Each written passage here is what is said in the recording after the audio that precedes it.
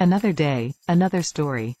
The years between the end of the Civil War and the turn of the 20th century were a time of rapid industrialization and technological advancement, and underpaid Americans and newly arrived immigrants who filled the country's factories and growing cities.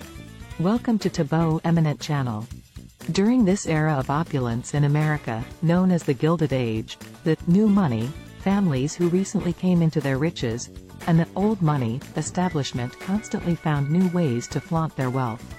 But regardless of where these well-to-do families lived, when it comes to Gilded Age homes and the objects that filled them, people could never have enough. Here are 11 objects that shed light on what life was like for the Gilded Age elite. 1. Opera glasses. During the Gilded Age, the opera was the place to see and be seen, with patrons often more concerned about social climbing than the music. To complement their formal attire, attendees completed their outfit with a pair of opera glasses. The wealthier a person was, the more diamond-encrusted their opera glasses were, Lawrence explains. They were made with gold and other rare materials, just like any other piece of jewelry. 2. Walk-in silver safe. Any Gilded Age family of means had silverware on their table, Lawrence says, with the wealthiest households opting for sterling silver from Tiffany & Company, Black, Star & Frost, or similar manufacturers. Given the high cost of sterling silver, it was common for mansions of the era to contain walk-in safes to house silverware and other valuables.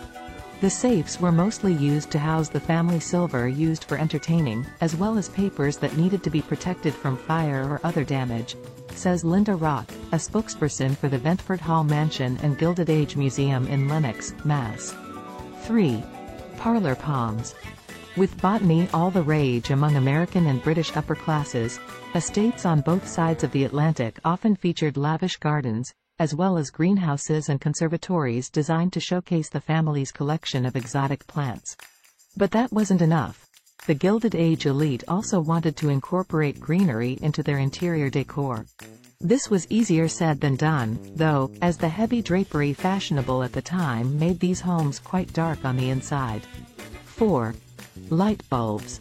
Though we take it for granted today, during the Gilded Age, electricity was a source of both excitement and fear.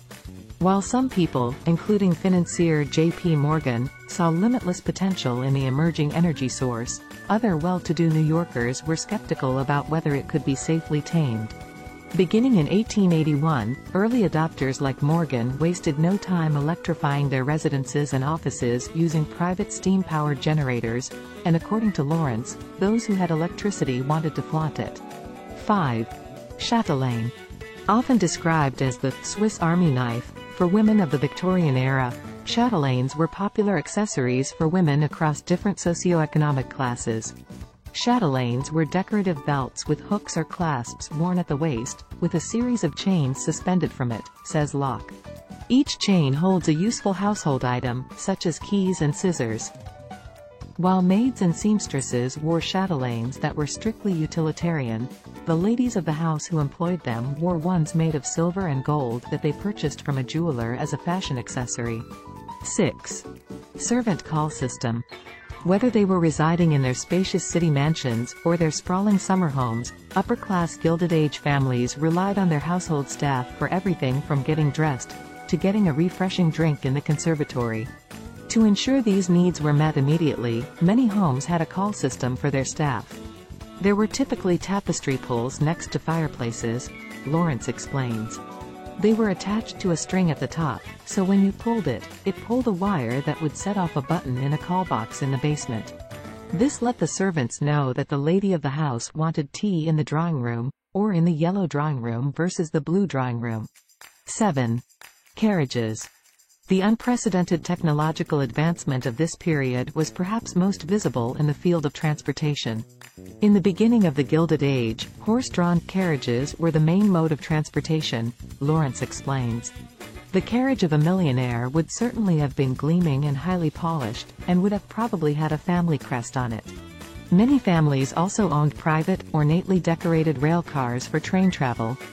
The end of the Gilded Age saw the introduction of the first horseless carriages, with the first gas-powered automobile patented in 1886, and Henry Ford unveiling his first motor vehicle, the quadricycle, in 1896. With or without a motor, carriages of this era were another way for families to showcase their wealth and status. 8. Family portraits.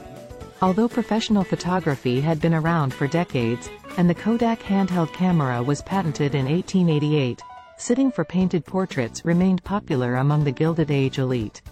There were family portraits, portraits of the lady or man of the house, sometimes numerous portraits done of them for different rooms, different houses, at different times of their life, painted by different artists. Lawrence explains. Having portraits painted was a sign of wealth, especially those done by famous artists, like John Singer Sargent and Philip de Laszlo. 9. Ribcage shower. By the end of the 19th century, there were 136 public water supplies in the United States, along with an expanding network of sewer systems in various cities, but at first, only the rich could afford to take advantage of these developments in sanitation. In the Gilded Age, having indoor plumbing in a bathroom inside your home would have been very expensive, Lawrence notes. 10. Pianos and organs. At a time before television and radio, the evening entertainment in a household typically involved someone playing a musical instrument.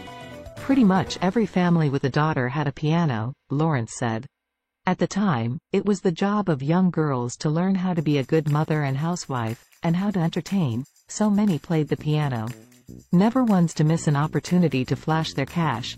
The Gilded Age elite owned top-of-the-line grand pianos from manufacturers like Steinway & Sons, Mason & Hamlin, and Baldwin, some of which were gilded, or had some other ostentatious adornment. A lot of the pianos from that time had paintings of French scenes, like cherubs, or aristocrats in gardens, he says. 11. Telephone. Telephones, which were patented in the U.S. in 1876, quickly became a mainstay in the homes of the Gilded Age elite.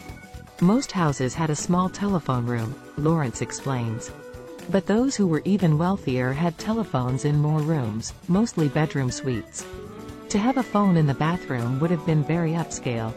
Thanks for watching. Request you to subscribe the channel,